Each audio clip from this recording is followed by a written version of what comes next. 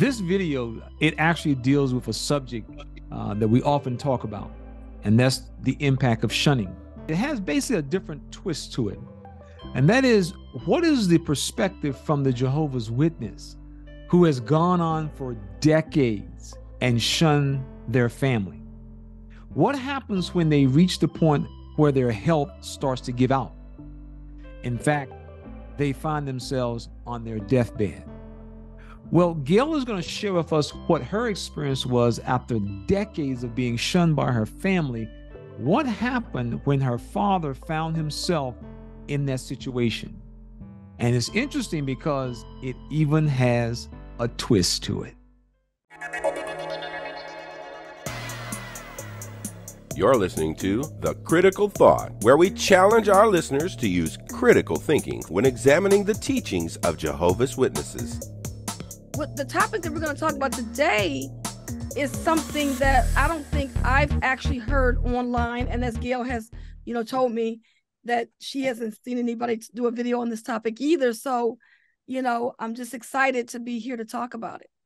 Thank you. My father just died about 6 months ago, and he had a horrible deathbed experience.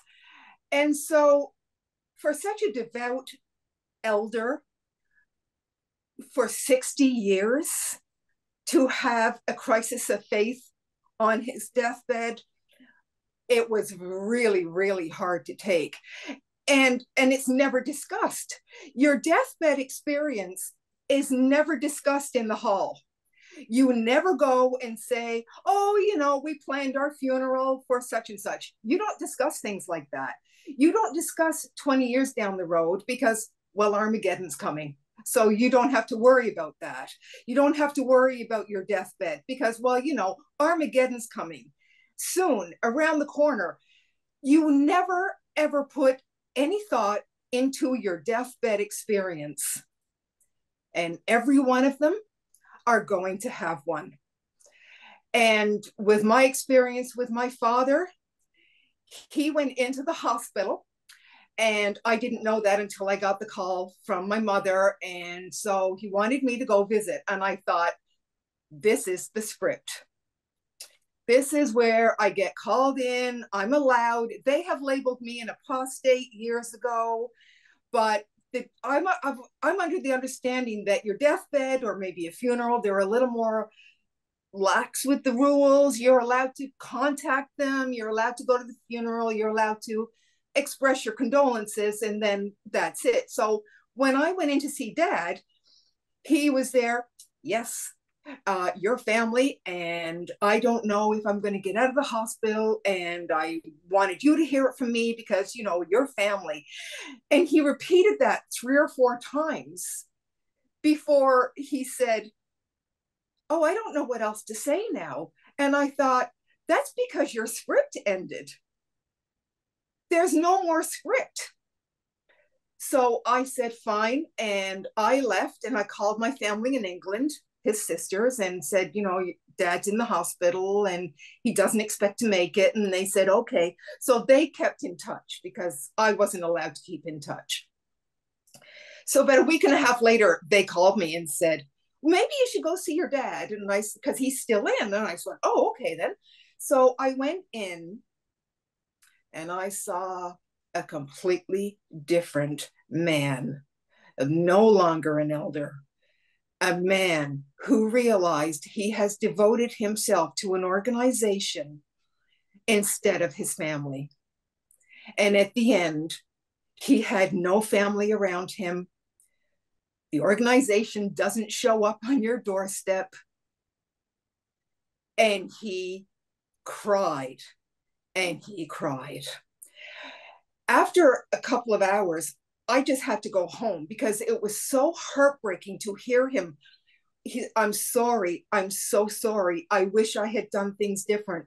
I have done nothing but lay here and live with my regrets, and it's all I can think about. And I said, okay, Dad, I'll come back tomorrow and I'll bring pictures, because in the meantime, I have been shunned since I was 17 years old. Kind of soft shunned over the years, but basically they've had nothing to do with me. I've gone on to have children, They're grown-ups now. I have 4 grandchildren that my parents have had no dealings with at all. So the next day when I went to see him, he was so sad. And I started showing him pictures of his great-grandchildren. And he just started sobbing at how much he missed out on his life, on my life, on his great-grandchildren, the only great-grandchildren he has. So let me ask you a question, Gail. Were you disfellowshipped? I was disfellowshipped when I was about 19. I had escaped my parents' house and the organization at 17. I left right after graduation into a full-time job. I had an apartment. I left the organization. I was disfellowshipped at about 19. By then, though, I was married and had a baby. And then because my husband had gone away to work, I went back and got myself reinstated. So because I thought that my parents would come back in my life now that there was a grandchild involved.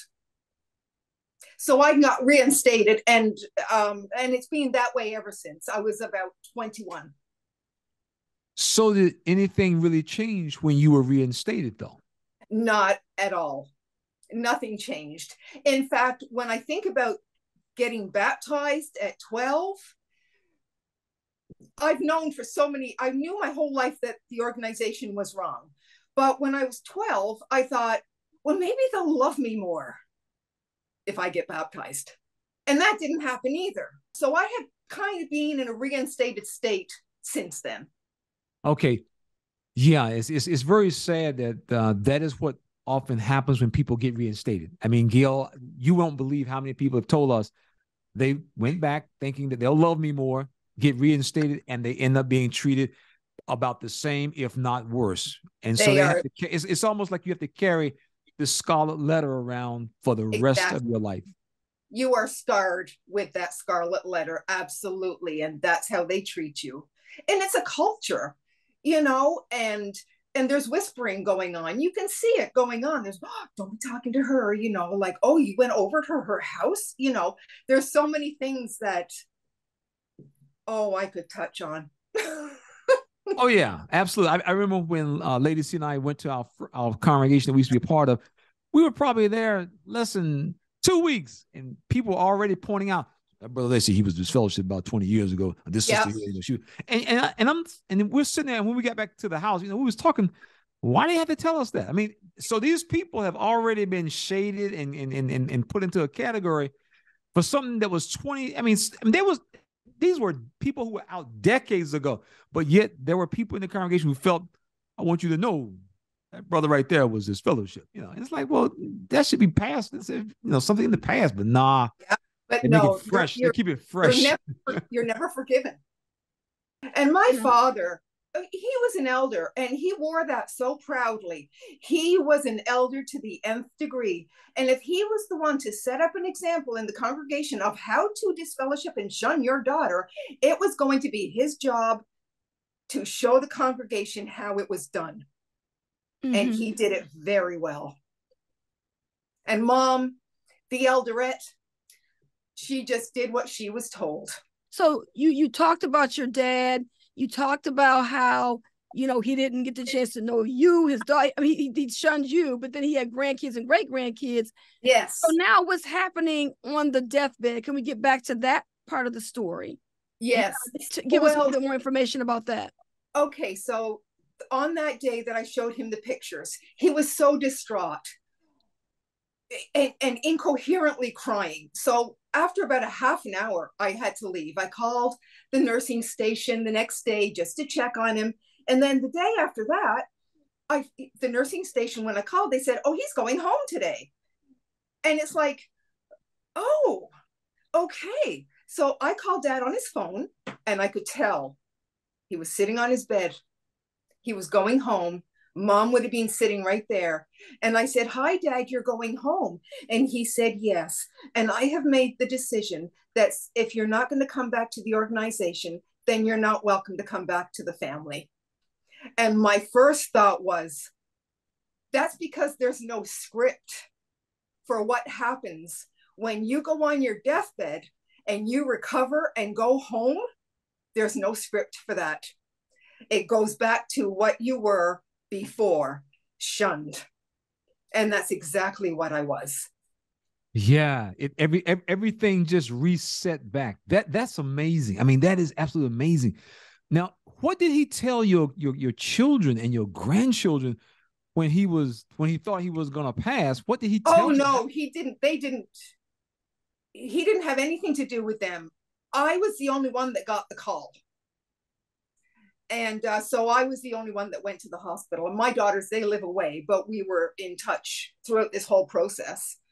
And so, no, he was trying to abide by that script. It failed after a few days of laying there and just knowing. And then at the end, when he had to make the decision about whether he was going to welcome me back home, he said, no, your mother has convinced me that you are being moved by Satan in my last days to take me away from the faith. And I said, Dad, that's not going to happen. And he said, I know, but we have to convince your mother of that. And I guess my mother wasn't convinced because I wasn't allowed to see him again. And then I got the message that he had passed about 3 months later. I'm so sorry to hear that, the passing of your father. Condolences to you and your family. Oh, thank you so much. Likewise. Yeah, likewise. Yeah, it means so much, when people say that. And it must have been a horrible 3 months for him. And judging from what I saw at the hospital, I imagine he just went home and cried himself to death. That's sad. You know what? And you had mentioned that on his deathbed, he was no longer an elder. So when he got sick? No, I meant he stepped out of elder mode. Okay. So he was still an elder? He was still an elder, but I meant he lost the elder persona. Mm-hmm. Is what I meant when I said that. Okay. What about, were any people coming from the Kingdom Hall to see him at the hospital? I know of one, the elder and his wife, the elder who gave the talk, they went to visit. You mean the elder who gave his funeral talk? Yes. Okay. So then, just like we talk about this all the time about how when a Jehovah's Witness gets sick, because they are so focused on going out in the ministry, going out in field service, that when a person gets sick, no matter what your status is, they don't really go to the hospital to see you. No, that's been my experience. And the other experience I've noticed is that if they do visit, it's on their way home from service. Yeah. That's when they visit. They can extend their hours, whatever it is they want to do, but they don't make a special trip to visit. They visit while they're out running errands, or when they're at the end of service. Oh, let's drop into the hospital and see so-and-so. That's not visiting. That's true. That's just counting your time. Come on now. Elders they're probably keeping their time. They're probably keeping their time going while they're at the hospital. Well, that's it. That's exactly what they're doing, especially if they hand over a leaflet at the nursing station. Oh, I didn't think about it like that. Yeah. Yeah. But I worked in the hospital. I saw it happen, Wow. And then you had mentioned that you had gotten reinstated, right? So when you got reinstated, you just must have faded then? I did. Actually, let me see. I moved away for a little bit and then came back so yeah, I basically just faded. And there was nothing they can do about that. Right. What was the conversation like when your mother discovered that you had faded and was no longer participating as an active Jehovah's Witness? Back in my day, and I don't know how far back you guys go, but there have been ebbs and flows with regarding how they treated disfellowshipped people back then. Back then, I'd say I was in my mid-20s. I got a call from my father, and it was, they wanted to kind of reconnect with me and see how I was doing. And to find out that that was an overall thing that the organization did was to contact all these disfellowship people who are family members, entice them back to the organization. And then when that didn't work with me after a couple of years, then the organization said, okay, we're shutting the door on that. I get a phone call again. We are not allowed to talk to you anymore. And I just said, okay. And till next time. And of course, there was a next time because they tried again and they just kept trying. And, you know, but actually it was about 8 years ago when I started, I sent out a couple of messages about that I had discovered about Beth Sarum, the house that they had supposedly built for Moses and Job and Abraham and all those people from the Bible in California. And he said, oh no, there's nothing about that. And I said, well, what about such and such? And he said, oh no, and if you continue talking like that, we have to label you an apostate. And I said, but I'm not talking about anything bad, or I'm not lying. I'm just relaying something that I heard in the news. You're not allowed to do that, and you are an apostate if you even relate news. And so another thing that I wanted to mention about the deathbed experience is that anybody who had gone to visit Dad would never have been able to go back to the hall and say, guess what he did? Guess what he said? He's so regretful. He was calling down the organization. He was regretful. They would never go to the hall and be able to say that. Oh my goodness. Is that what he was doing when he was talking to you? Yes. He was regretting. The organization took his whole life away from him. He went hook, line, and sinker. And it was the sorriest thing that he ever did. He was so sorry. And I said, Dad, it's okay, you know? And he said, I ruined your life. It was at your expense that this happened. And I said, it's okay. I survived. I've gone on. I've had careers. I've got grandchildren. And then once I mentioned grandchildren again, then he just opened up floodgates.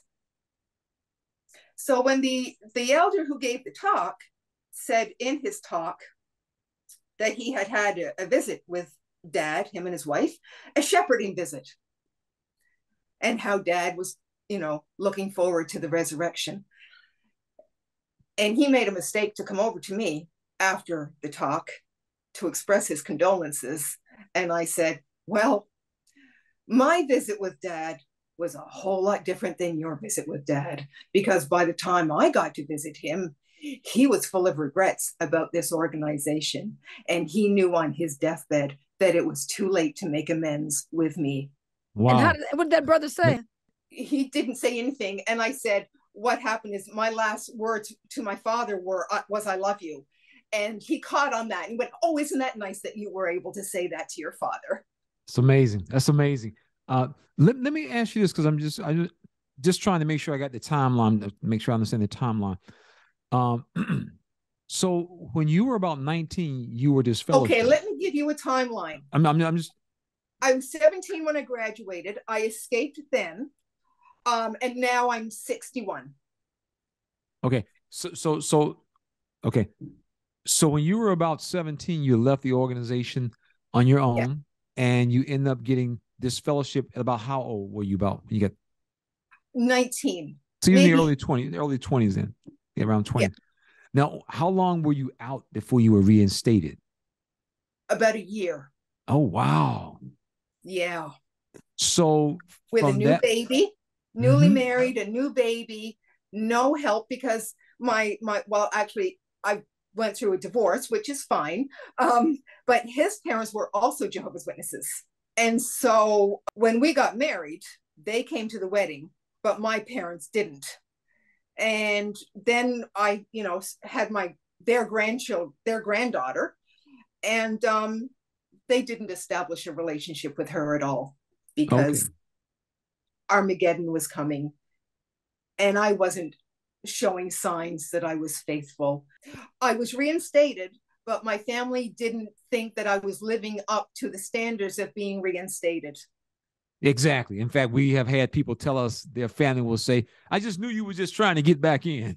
I knew you were trying to get back in. And that is exactly what Dad said to me. Exactly. That's what they say. So that's when I knew that nothing I did was ever going to be good enough for them, ever. It sounds to me like your mother was more into the Watchtower rules than your father, because on his deathbed that he was trying to convince your mother that being in your life was okay. Why do you think your mother was more into this religion and following the rigid rules than your dad? Well, they came into the religion in their early 20s, right after they were married and a young baby. And then I came along, and she didn't agree with it at first, from what my aunts tell me. And so she was kind of dragged in. But when she probably walked into that Kingdom Hall with two little babies, she was love bombed. You can just imagine how love bombed she was going into that hall with those little babies. But she did go kicking and screaming, and she did have to give up a life, and she regretted giving that up.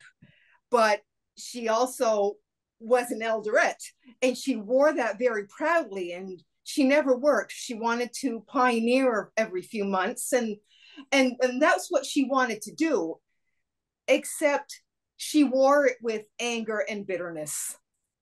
So she must have been a force to be reckoned with in the Kingdom Hall with other people then, because she was that elderette that probably was always trying to tell people what they're not doing right and how to get their lives right. Okay.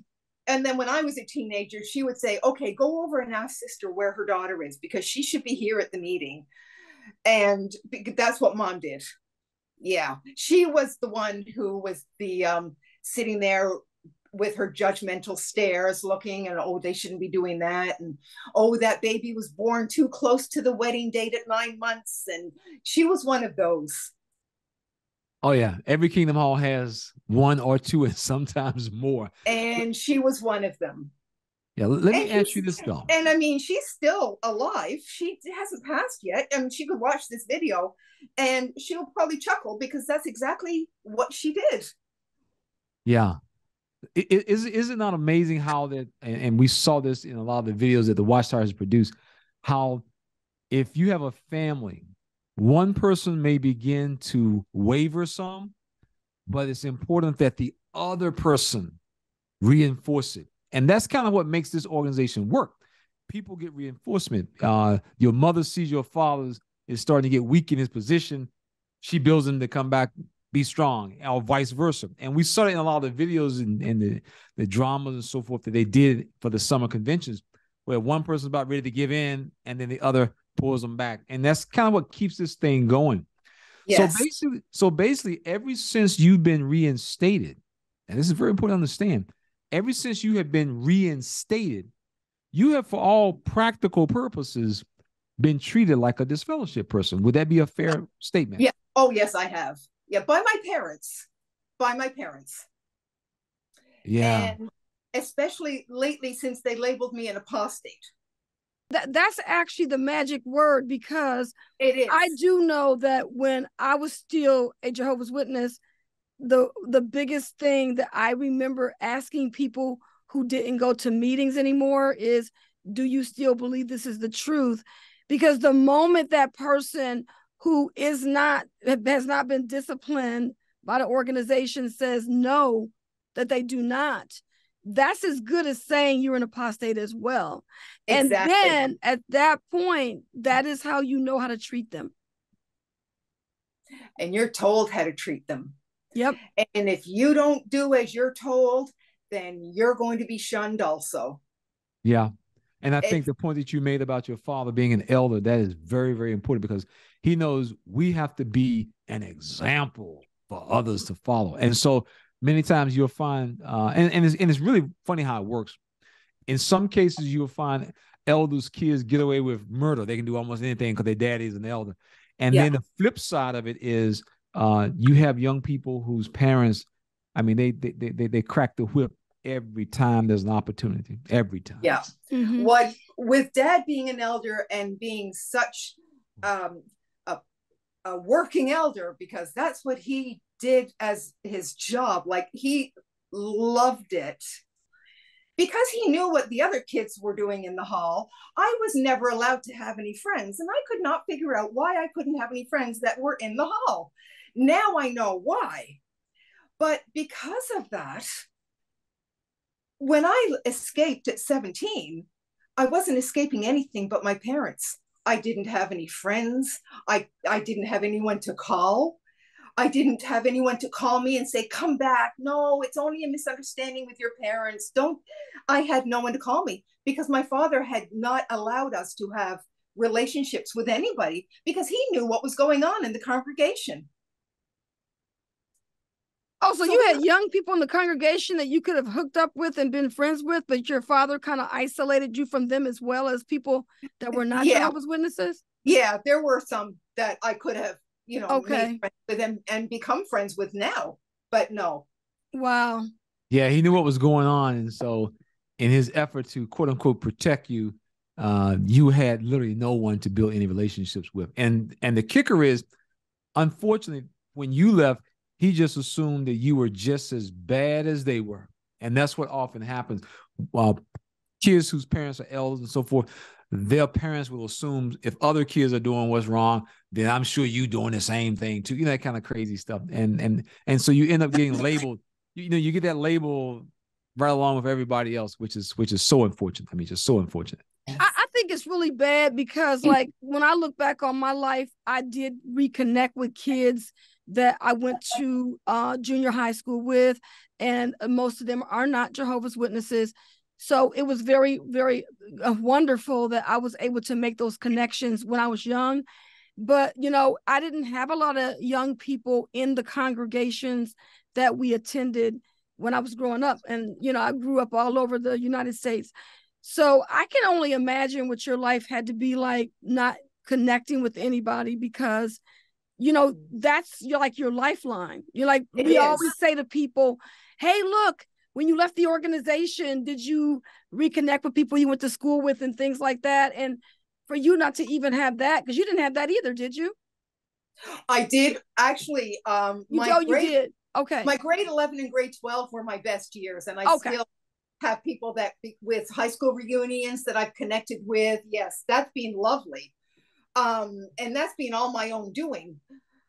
And none of that would be allowed if I had still stayed in the organization. But I knew so early on the hypocrisy.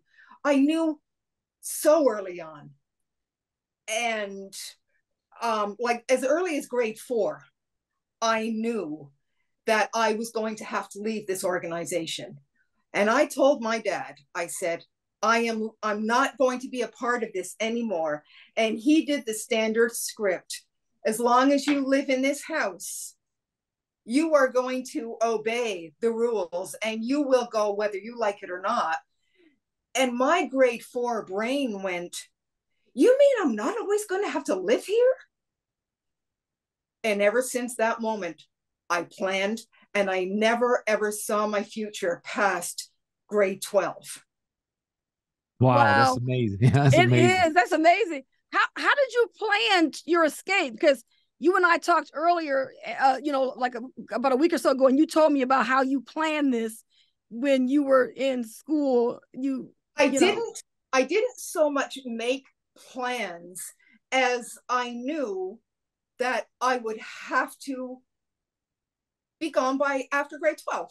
In 1973, when you were told to sell everything and quit your jobs and a missionary until 1975, my parents did that. They left their employment.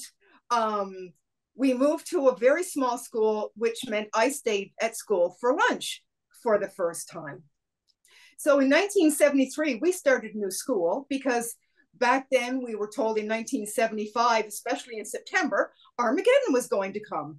So, but the school I went to, we stayed for lunch, which meant I didn't have to go home and deal with mom and dad. I had all my school kids around me at lunch, and I would see the grade 11 and grade 12 girls doing their typing and their business courses and shorthand in the hallways as practice. And I thought, that is how I'm going to escape. I just have to get to grade 11 and grade 12, which is exactly what I did. I got my business courses. I excelled. I worked part-time all through high school. And in grade 12, I got a part-time job in an office, which was turning into a full-time job in July, right after graduation. And I set up secretly with the doctor that I was working with to get me this studio apartment that was coming available. And I left my deposit, and that's how I managed to leave. Wow, that's amazing. Yeah, it's amazing. Let me ask you something though. With your family, your children, have you explained or how much of this story about what has happened to you have you shared with your children and grandchildren? Well, with having my parents and my in-laws in the organization, my oldest daughter was exposed to it a little more, but very softly.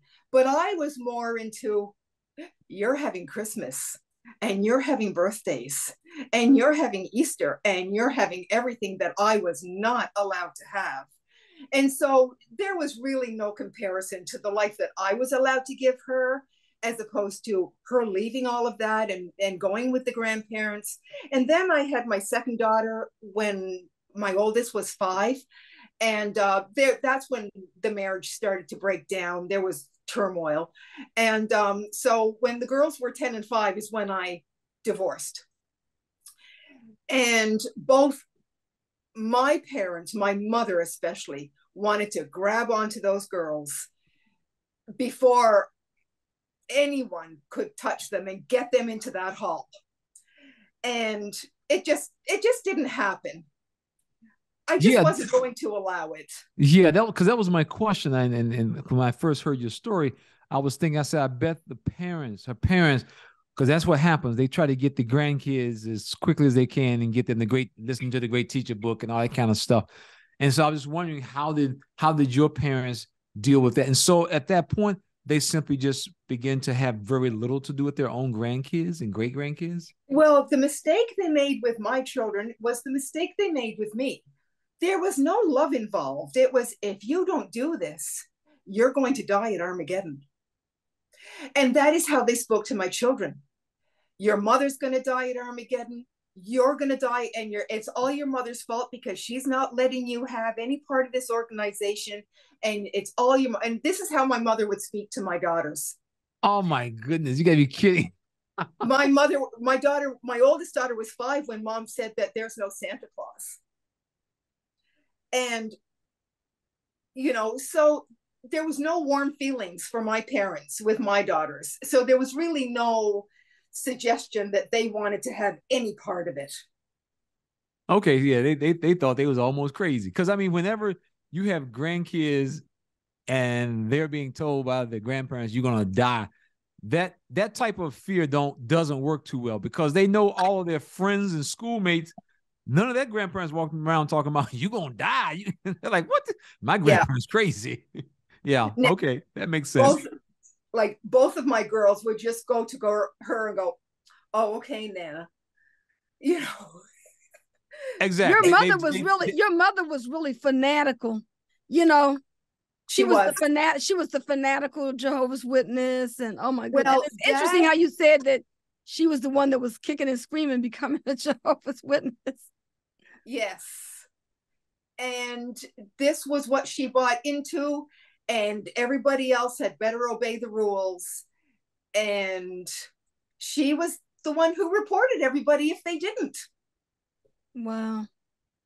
Yeah, the grandkids weren't gonna fall for that. They literally saw right through that, and they realized, grandma, she got her ways. And so basically what happens is, it sounds as if they may have loved them greatly, but they dismiss their viewpoints and views. It didn't work.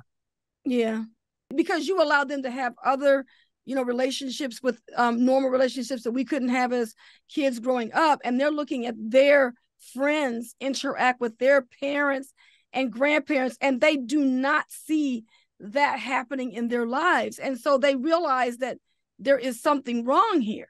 And Yes. kids will be the first to tell you that this doesn't make any sense. There's something wrong. And they're seeing the differences between their friends and what's happening in their life. Yes, exactly. Exactly.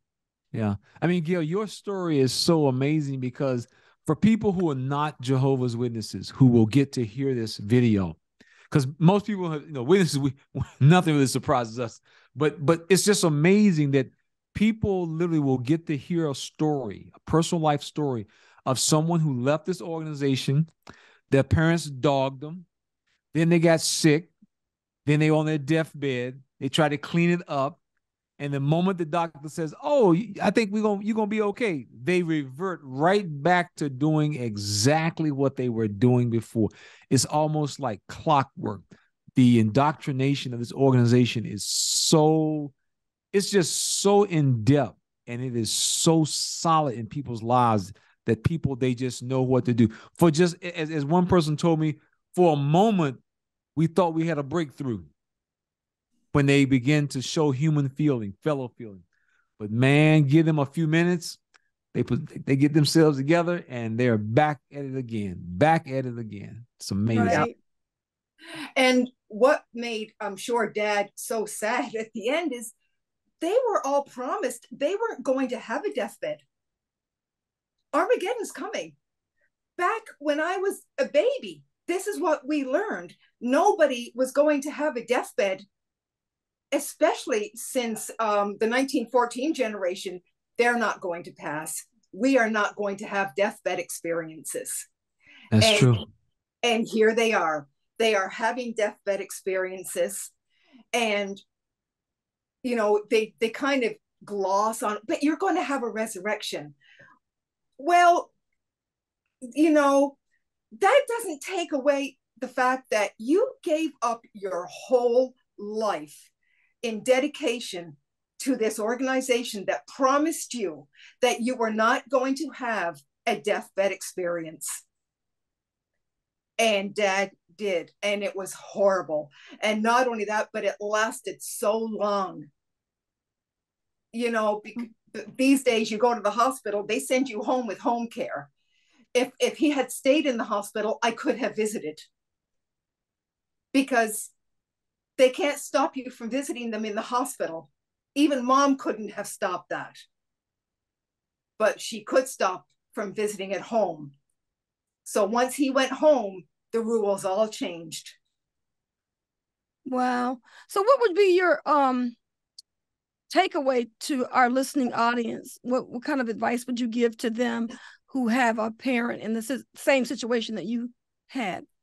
Well, my advice to Jehovah's Witnesses who are getting older, to their children who may be still in the organization, no matter what the organization tells you, you are going to have a deathbed. And your shunning of your family was all for nothing. When Dad knew that he was going to pass, his whole life was, what was all that for? I missed out on my daughter, my grandchildren, and my great-grandchildren. For what?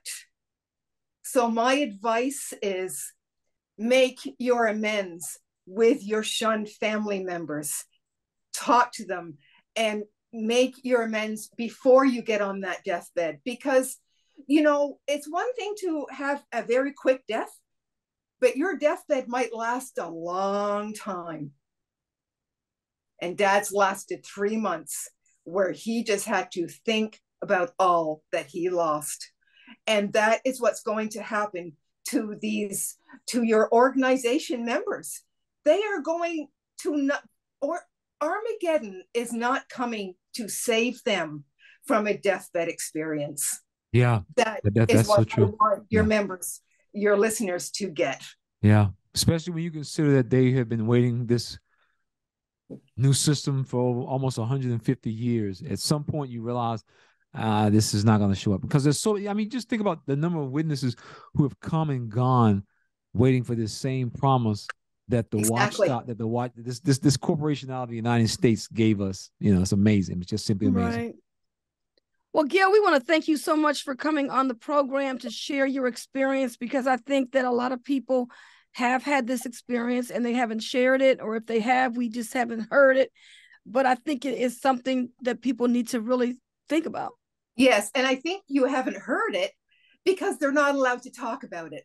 That's exactly They're not right. allowed to talk about, oh, he's looking forward to the resurrection. That's all they're allowed to say. They would not be allowed to talk about how Dad cried for 2 weeks. And so hug your loved ones, no matter what the organization says, because your death will come quickly, quicker than you think. And you will be very lonely at the end if you have not made amends with your shunned members of your family. Yeah, you make a good point. And we can only wonder how many older witnesses who, at the end of their life, quietly, they may not say anything out loud, but they quietly think back and they reflect back on that. And it's probably a lot. It's probably a lot. There is. And I'm interested to hear what your readers will be saying about this, because like we've said, nobody has talked about it. So this is the first time they're going to be saying, oh yeah, oh my God, I never thought about that. Yeah, because I've heard of people. I've heard of people changing their viewpoints because their end of their life is near. But this had a twist on it because he got better, then he went back to the same attitude. It's like, oh my goodness. So exactly. Yeah, it's a terrible thing. I mean, It's amazing to have watched this thing snap back into it literally just snapped right back into place. And so that's like I said, these are the types of things that help us to better understand that, yes, Jehovah's Witnesses are indeed a high control group. There's no question about that. That's true. Well, this has been Lady C. And this has been JT. And we'll see you all on the next episode. Thanks a lot, Gail. You're welcome. Thank you. This program was sponsored by Critical Thinkers.